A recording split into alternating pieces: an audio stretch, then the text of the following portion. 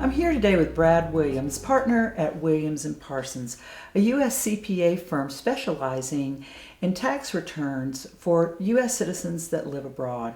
Most of their clients, or expat clients that is, are Canadians. However, they also have clients in over 30 countries. So Brad, when we're talking about expats and their need to file taxes, how does that work? U.S. citizens are required to file income tax returns no matter where they live and work in the world. And the U.S. system is based on people's worldwide earnings. The tax law also requires that people prepare informational returns. And, for example, the report on foreign bank accounts. So if you have foreign accounts, either banks or investment accounts, you're required to disclose those to the IRS. The penalties for the failure to file the income tax returns, as I said before, are oftentimes fairly small, but the informational returns oftentimes have failure to file penalties, and those failure to file penalties are really large. They are, in most cases, $10,000 for an individual failure to file, and then additional penalties that rack up each month. But in any event, as I said before, those penalties are confiscatory, and they can aggregate more than the amount you have in your foreign financial accounts. So Brad, how are they going to find these people that have been neglecting their taxes? Starting about 5 years ago, though, the U.S. passed FATCA, Foreign Account Taxpayer Compliance Act, and that requires foreign financial institutions to have procedures in place to determine which of its clients are U.S. citizens, and then also to report those accounts held by U.S. citizens to the IRS. And to date, over 77 countries have signed up to allow this type of disclosure. Well, it sounds like it's only a matter of time before the IRS finds these people. So what can they do to come into compliance? The IRS also developed a new program called Streamlined filing, which is in effect kind of an amnesty program that allows people to come into compliance. So what about citizens that are still living in the United States? How does it work for them? So Streamlined also applies to people that do reside in the U.S. For people living abroad, if they can comply with the Streamlined, there will be no penalty for failure to file these informational returns. For people that reside within the U.S., there is a mandatory penalty that they can't get out of, and that penalty, but the penalty is relatively small. It's 5% of the maximum balance in their foreign financial accounts during any of the last 6 years. So how do expats go about filing? Well, the Streamlined filing program, essentially, it's an amnesty. It is available to a person as long as they're not under audit and haven't been contacted by the IRS. And also, they have to be non-willful.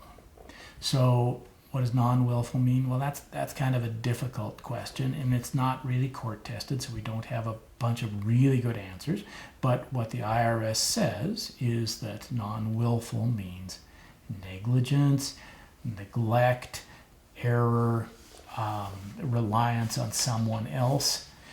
Essentially, the way I interpret it is it seems to mean more or less anything other than if you've looked at your situation and you've decided, ooh, I'd really owe a whole bunch of tax, so I don't want to file. So that seems to be willful. And we work with a lot of people. We've done the Streamlined filing with a lot of people in the last 4 years. And for most all of our clients, based on our discussions with them, we think they're non-willful. So Brad, what is involved in a Streamlined filing? Well, you have to prepare 3 years worth of income tax returns. And if you previously filed your returns, but they're wrong for some reason, like maybe you've omitted some foreign income, we have to amend those returns. We have to prepare 6 years worth of the Form 114s, the foreign account disclosures. And there is a new form that is essentially an affidavit saying that Streamlined is available to you, that you have to sign. This whole package has to be submitted with some special markings on the returns to a specific office in the IRS. So can people following this new Streamline system expect to pay a lot in taxes? U.S. tax law is pretty well designed to keep people from paying taxes in two different countries on the same income. What that really boils down to when you start preparing these returns is that someone who lives in an income taxing country seldom wind up paying much, if any, net U.S. tax. Now, people that are high income, they may pay some U.S. tax, and people living in a country that doesn't have an income taxing situation, say Saudi Arabia, if they're making more than $100,000 in wages, they are going to pay some U.S. tax. So how much does it cost to work with you, Brad? We generally bill based on the time it takes to complete a given project. As an example for the streamlined filing, most of our streamlined filing submissions wind up costing someplace between $1,500 and $2,500 for the entire process. For some that are very simple, the charge can often be less than $1,000, and of course it can go up as well if someone has a complex situation. Is there a deadline for filing?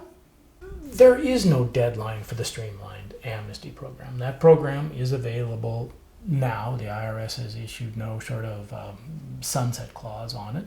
However, as we've discussed before, information on these foreign financial accounts is currently flowing into the IRS, and theoretically they are beginning the process of matching these disclosures coming in from foreign banks and financial institutions to their records of people who have filed income tax returns and informational returns. So once you receive a notice or some sort of contact from the IRS regarding this issue, you cannot take advantage of the Streamlined program. Oh, it's too late at that point. It's too late at that point. Now, once you become compliant, if you already are compliant or if you do the Streamlined, you do have to file annually, just like any other U.S. person. The income tax return for someone who resides outside of the U.S. is due on June 15, and that income tax return can be extended out to October 15.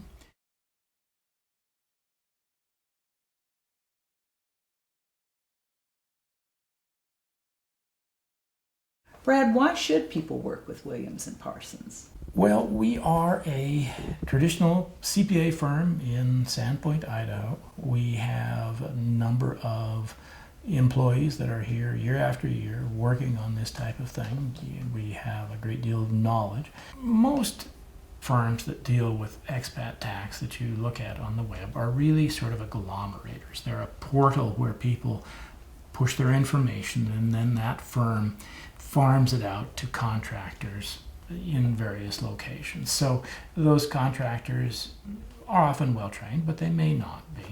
And they're also really not there for you year after year.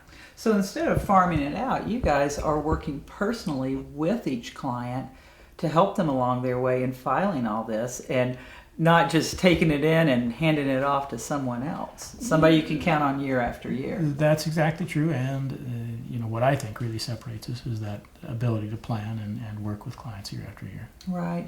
Is it easier to work with people depending on what country they live in currently? Most of our clients are Canadian, and with Canadians it's particularly easy. The Canadian tax system is very similar to the U.S., and for most of our Canadian clients, in order to complete their U.S. return, we don't need too much more than their Canadian returns. Wow. So for Canadians, the hassle factor is remarkably low. Brad, thanks so much for sharing your knowledge and expertise with us today on the streamlined filing procedures. We really appreciate it. Thank you, Gail. And thanks to those of you watching. Just one little reminder, if you are an expat and you're not compliant with U.S. law, or you know someone with that situation, we would really encourage you to consider taking advantage of this streamlined amnesty program now, before you might be contacted by the IRS.